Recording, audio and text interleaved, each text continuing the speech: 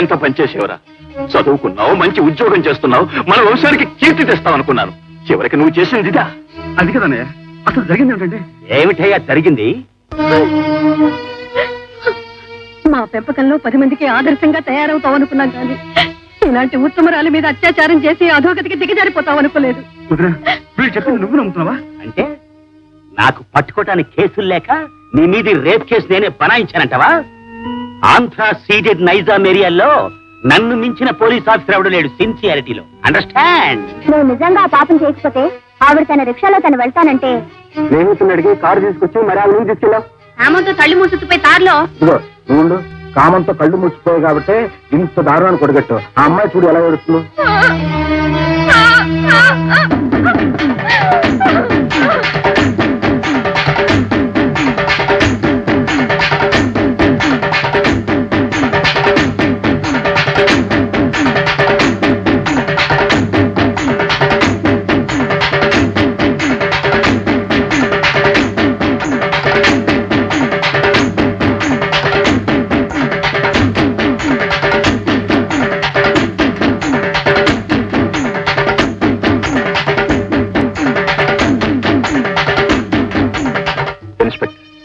మా తమ్ముడు ఈ చెయ్యరాని నేరం చేశాడని మేమందరం నిస్సందేహంగా నమ్ముతాం. అన్నయ్య, నేనే నేరం చెయ్యలేదని నాకు తెలుసు, నా అంతరాత్మకు తెలుసు. అమ్మా అమ్మా, ఎంత ఘోరం జరిగిపోయిందమ్మా. పట్టుమని 16 ఏళ్లు నిండుకుండాలి నీ శీలం పోగొట్టుకున్నావా తల్లి? పోయిన శీలం ఎలా తిరిగి వస్తుందమ్మా? నిజమేనమ్మా. అసలే దేశం చాలా క్లిష్ట పరిస్థితుల్లో ఉంది. ఏ చీరో జాకెట్టో అయితే తిరిగి ఇప్పించగలను గాని శీలాన్ని మాత్రం నేను ఇప్పించలేను. నేనే కాదు, మా ఐజీ గారు కూడా ఇప్పించలేడు. బాబు, తెలుసో తెలియకో మీ తమ్ముడు తప్పు చేశాడు. మీ ఇంట్లో అందరూ ఇష్టపడే ఆ భక్తురాలి జీవితం సర్వనాశనం అయిపోయింది.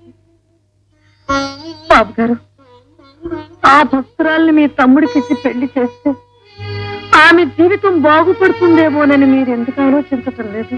అవును మేస్టర్, మీ తమ్ముడు ఆ బాల సన్యాసమని మానభంగం చేశాడు. అందుకు నేనే ప్రత్యక్ష సాక్షిని. ఇప్పుడు అమ్మాయిని పెళ్లి చేసుకోవటమే ఈ కేసుకి పరిష్కారం. అదే నా అభిప్రాయం. ఈ అమ్మాయిని మా తమ్ముడికిచ్చి పెళ్లి చేయాలని నిర్ణయించుకున్నా. అన్నయ్య, నువ్వు తొందరపడుతున్నావు. లేదు, ఇది మా అందరి నిర్ణయం.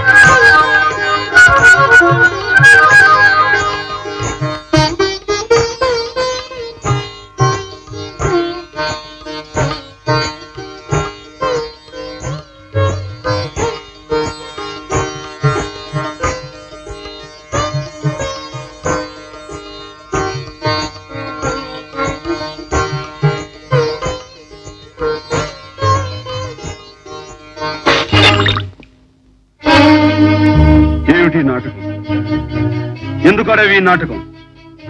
నీ తెలివితేటలతో మా వాళ్ళందరినీ మోసగించి నా చేత తాళి కట్టించుకున్నా నీలాంటి మాయలాడిని నేను భారీగా ఏలుకుంటానని ఎందుకు అనుకున్నావు? ఒకవేళ నా భారీగా ఈ ఇంట్లో స్థిరపడిన దేవతామూర్తులు లాంటి మా వదిన సమక్షంలో నిలబడే అర్హత నీకుందని ఎలా అనుకున్నావు? అసలు నీ మాయోపాయాలని దొంగతనాలతో ఆపకుండా పెళ్లిదాకా ఎందుకు తీసుకొచ్చావు? చెప్పు, అసలు నువ్వెవరు?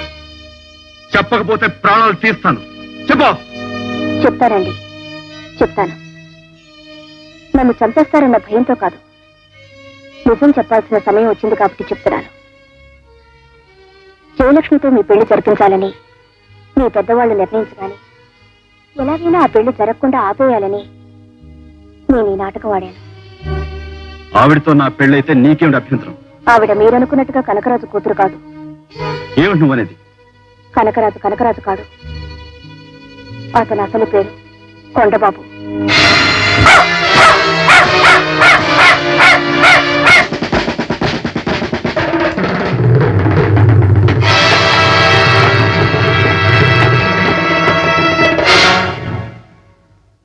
కుక్క, డబ్బు, రౌడీ ఇవన్నీ ఆ కొండబాబు రాక్షసత్వానికి ప్రతిరూపాలు. జయవాడి ఉంపుడు గత్తె. పైడురాజుగా వాళ్లతో తిరిగిన మనిషి మా నాన్న. కొండబాబుతో చేతులు కలిపి రోజు తాగింటికి రావడంపై నేను విసుక్కున్నాను. అప్పుడు మా అమ్మ నాకు తెలియని రహస్యం ఒకటి చెప్పింది. ఆ కొండబాబు అంత దుర్మార్గుడని మీ నాన్నకి మాత్రం తెలియదమ్మా. నమ్మకంతో స్నేహం చేశారు. ఆస్తి అజమాయిషీ కోసం ఆ కొండబాబు కన్న తండ్రిని హత్య చేసి ఆ హత్య మీ నాన్న మీదకి బనాయించాడు. ఆ కేసులో జైల్లో మక్కిపోవడమా, లేక నమ్మకంగా కొండబాబు గారి కాళ్ళ మీద పడి వాడిని దెబ్బతీయటమా అని ఆలోచించవలసి వచ్చింది. అయితే మీ నాన్న చూస్తే అసహాయుడు, మనం చూస్తే ఆడవాళ్ళు. ఆ రావణాసురుడికి పాపం పండించడానికి ఏ రాముడో దిగి వచ్చే వరకు వాళ్ళని నమ్మించేందుకు మా నాన్న చేయరాని పనులు చేయాల్సి వచ్చింది. అయినా కొండబాబు లోకు చేసి మా నాన్నని హింసించడం రోజు ఉండేది కాదు. కొండబాబు చేతుల్లో మా నాన్న ఇరుక్కుపోయినట్టే ఇరుక్కుపోయింది జ్యోతి. జ్యోతి మాత్రం అతడి భార్య కాదు, స్నేహితుడి భార్య. కొన్ని కోట్ల నిధికి వాళ్ళు వారసులు. వాళ్లను చంపి ఆ నిధి తాలూకు ప్లాన్ కాగితం కాజేయాలని ఓ దొంగల ముఠా వాళ్ళ వెంటపడ్డారు. ఏమండి, వాళ్ళు మనలో పట్టాన వదిలేలా లేరు. మీరు మీ ఫ్రెండ్ కొండబాబు ఇంటికి చేరిపోండి. నేను ఎలాగైనా వాళ్ళని ఏమార్చి వచ్చేస్తాను. నిధి తాలూకు ప్లాన్ కాగితం ఎలాగైనా రక్షించుకోవాలని విక్రమ్ భార్యను వదిలి కొండబాబు ఇంటికి పారిపోయి వచ్చాడు. రే వర్మ, నీ ప్రాణాపాయ స్థితిలో కూడా నాలాంటి ప్రాణమిత్రుడు ఒకడు ఉన్నాడని నువ్వు గుర్తుంచుకోవడం నిజంగా నా అదృష్టం. వస్తూ వస్తూ ఆ నిధి తాలూకు ప్లాన్ కూడా తెచ్చేశావు. ఇక నీకే భయం లేదు. చెయ్యవలసిన బందోబస్తు అంతా నేను చేస్తాను. కొండబాబు నమ్మకంగా స్నేహితుడిని చంపాడు. ఆ తర్వాత ఆమెను కావాలని నిర్బంధించాడు. లొంగకపోతే సమాధి చేస్తాడన్నాడు.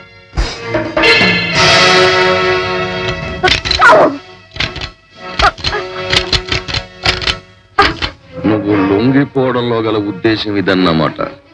నీ బుద్ధి తెలుసుకుందామనే నీకు అందుబాటులో రివాల్వర్ ఉంచాను. నా బందోబస్తులో నేనున్నాను. కొండబాబు నిధి ప్లాన్ సంపాదించిన రోజు నుంచి దాన్ని సాధించే సమర్థుడి కోసం వెతకడం మొదలెట్టాడు. చివరికి వాడి కన్ను మీ ప్రొఫెసర్ మీద పడింది. తనకు దక్కిన ప్లాన్తో కొండబాబు నిధి సంపాదించాలి. అందుకు మీ ప్రొఫెసర్ని బంధించి తెచ్చాడు. ఆ ప్రొఫెసర్ ఏం ఆలోచించారో తెలియదు. ఆ పనికి మీరు తగిన వారన్నట్టు మీ పేరు సూచించారు. తన కార్యం నెరవేర్చుకోవడానికి మీరే సమర్థులన్న విషయాన్ని మీ ప్రొఫెసర్ ద్వారా తెలుసుకున్న కొండబాబు మిమ్మల్ని వంచడానికి పథకం వేశాడు. సరిగ్గా వాణ్ణి వెన్నుపోటు పొడవాలంటే ఇదే సమయం అనిపించింది మా నాన్నకు. మమ్మల్ని పిలిచాడు. రావణ సంహారం జరగాలి. మా నాన్న పథకం ప్రకారం మేం వేషాలు వేశాం. మా నాన్న వాళ్లతో వేషం కట్టాడు. మీరు చిక్కకుండా ఉండాలని మేము రకరకాలుగా నాటకం వాడి మీకు చేరువై నిజం చెప్పడానికి ప్రయత్నించాం. కాని కొండబాబు జయలక్ష్మిని మీకిచ్చి పెళ్లి చేయాలని ప్రయత్నం చేయడంతో ఆడదాన్నైనా సాహసం చేసి అబద్ధాలాడి మిమ్మల్ని పెళ్లి చేసుకోవాల్సి వచ్చింది.